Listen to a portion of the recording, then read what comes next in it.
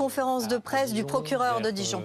0h30, les services de police ont été avisés de ce que des tirs avaient été entendus rue Blanqui à Dijon.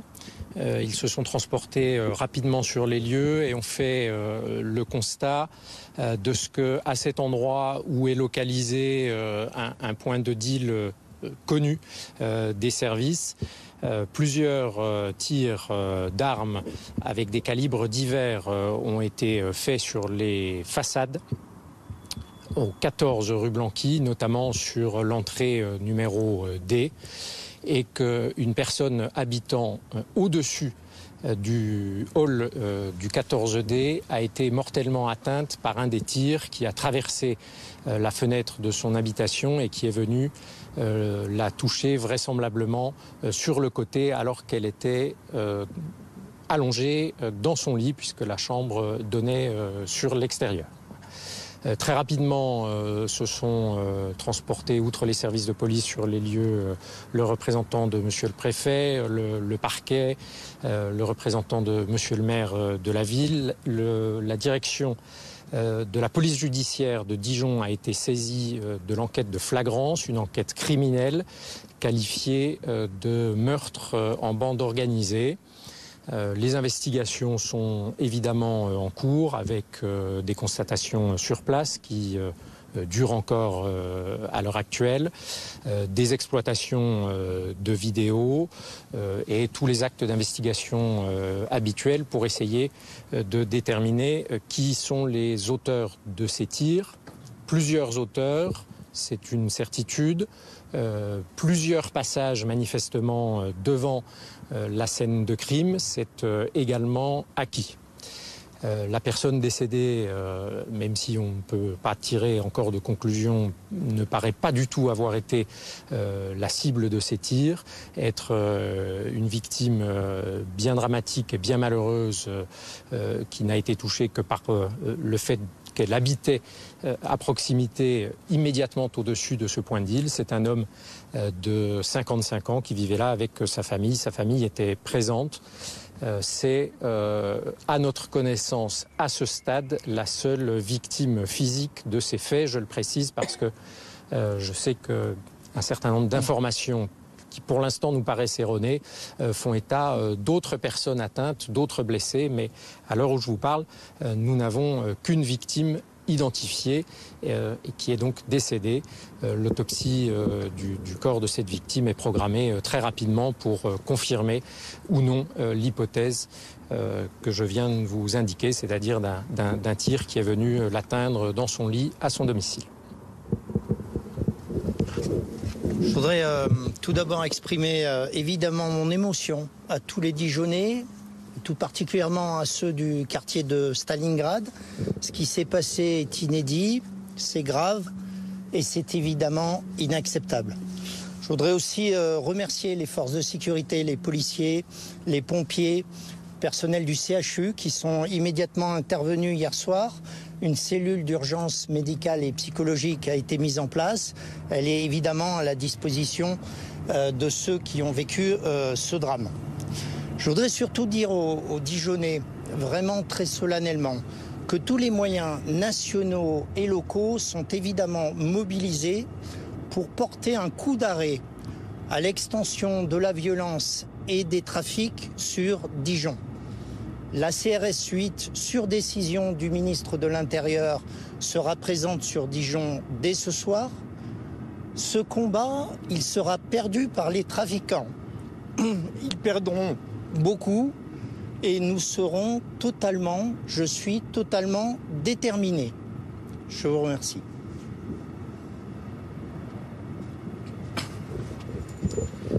J'apporte bien sûr mon soutien aux forces de police qui sont intervenues très tôt cette nuit pour tout le travail qu'ils font à Dijon. Je voudrais dire aussi mon émotion et dire combien il est inacceptable, inédit a dit monsieur le préfet, mais inacceptable qu'il y ait une personne qui soit tuée victime, semble-t-il, c'est au procureur de confirmer tout cela, collatérale, mais qui n'était pas concernée par ces tirs d'armes. C'est une bien triste nouvelle pour Dijon.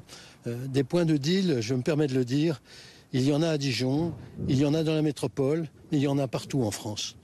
Ce problème est un problème national qui gangrène aujourd'hui notre pays.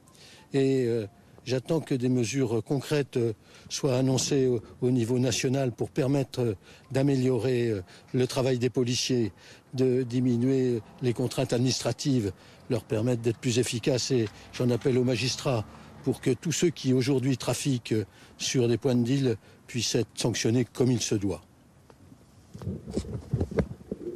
Est-ce que la piste du règlement de compte est privilégiée ? Alors, c'est évidemment trop tôt pour déterminer une piste privilégiée ou non. Il paraît tout de même relativement acquis que c'est le point de deal qui a été visé et que donc ces faits sont en lien avec le trafic de stupéfiants. Peut-être que les investigations viendront infirmer cette hypothèse, mais c'est l'hypothèse principale sur laquelle les services de police judiciaire travaillent actuellement. Je veux souligner à ce titre que saisis cette nuit, c'est près de 25 fonctionnaires de la police judiciaire qui sont présentés sur place et qui travaillent actuellement activement pour les premières constatations et pour tenter de résoudre au mieux et au plus vite cette enquête. Vous confirmez le nombre de balles qui a été tirées ? Qu'il y avait déjà eu un passé policier ou juridique avec ce point de deal justement. On parle d'il y a 2-3 ans, 3-4 ans. Alors c'est un point de deal qui est référencé, qui est identifié, qui n'est pas un point de deal extrêmement actif, pas extrêmement visible. Il est néanmoins identifié par les services, notamment de la direction départementale de la sécurité publique, qui mène régulièrement des opérations de contrôle d'identité, de contrôle des caves et des interpellations ou des saisies. Il y a déjà eu des incidents autour de ce point de deal. Sont-ils à expliquer pour les mêmes raisons? Ça, c'est trop tôt pour le dire. Et pour répondre à votre question, monsieur, le nombre de balles tirées, les constatations là aussi sont en cours. C'est tout de même relativement impressionnant. Je ne sais pas si vous êtes allé sur place. Ça a été mon cas il y a quelques instants. Et il y a quand même beaucoup d'impact sur la façade, notamment au 14D, ce qui montre soit la détermination de ceux qui sont passés à l'acte, soit leur inconscience totale. Donc vous ne confirmez pas 50-60 douilles retrouvées sur place? Pour l'instant, aucun élément chiffré ne peut être communiqué avec certitude. En revanche, est-ce que vous pouvez confirmer que l'appartement en question avait déjà été visé et touché par des impacts de balles des années auparavant?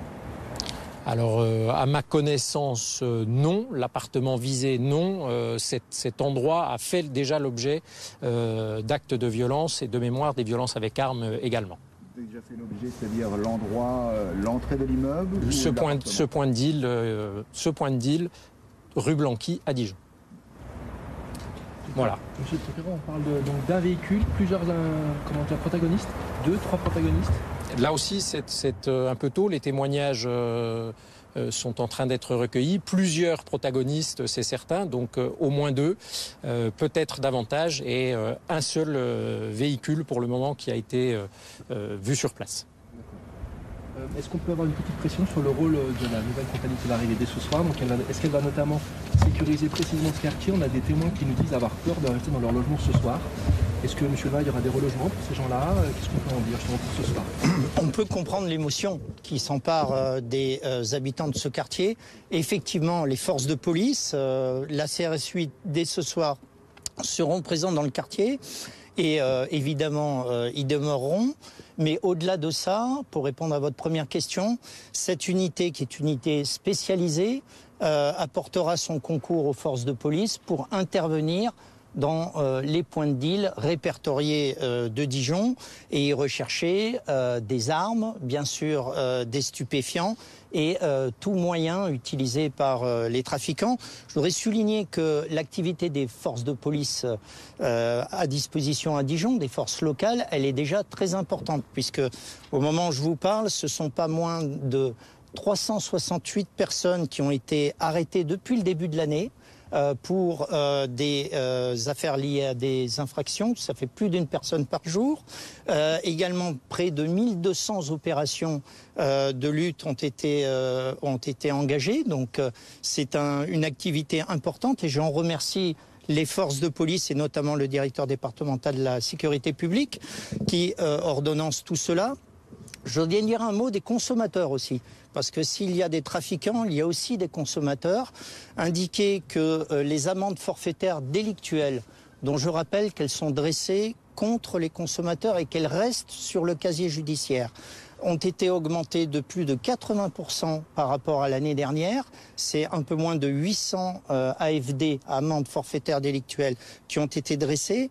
Et je le dis très sereinement, mais c'est aussi une cible dans les prochains jours, dans les prochaines semaines et dans les prochains mois des forces de l'ordre, comme cela a été le cas depuis le début de l'année. Monsieur le maire, vous êtes satisfait de voir l'arrivée de renforts ce soir dans votre ville? Est-ce que vous vous en demandez aussi des renforts permanents pour lutter contre ces points de vie? Pour le moment, je fais totale confiance au préfet, aux forces de l'ordre. Et c'est une bonne nouvelle, effectivement, qu'il y ait une CRS spécialisée qui vienne sécuriser ce quartier, rassurer les habitants. J'ai entendu la question tout à l'heure, il y a eu 2 relogements dès cette nuit. Les services de l'office HLM Grand Dijon Habitat étaient présents. Des adjoints se sont succédés toute la nuit et encore ce matin pour rassurer les habitants, leur garantir un relogement si nécessaire. Mais je pense que la venue de la CRS 8 va être une bonne nouvelle pour eux. Je redis combien dans toutes les villes de France aujourd'hui il y a des points de deal et c'est pas acceptable. Et donc malgré les efforts faits par les forces de police, la police nationale ici qui agit d'ailleurs en parfaite complémentarité de notre police municipale, fait tout ce qu'il faut. Mais vous savez, même dans les petites villes aujourd'hui, il y a des points de deal, il y a de la drogue qui se répand, comme le disait le préfet, c'est vrai, mais il y a aussi des acheteurs. Et donc, je le remercie d'avoir pris des dispositions avec procureur pour lutter aussi contre ces acheteurs de drogue. Certaines drogues comme la cocaïne sont fréquemment trouvées sur les points de deal ici et ailleurs. On voit que malheureusement, on commence en plus maintenant à avoir des morts par des tirs inconsidérés. Voilà, je suis vraiment très ému pour la famille qui est une famille respectable, a priori très connue favorablement, qui n'a jamais eu de problème et c'est vraiment un drame et il aurait malheureusement pu être encore pire quand on voit le nombre de douilles qui ont été récupérées.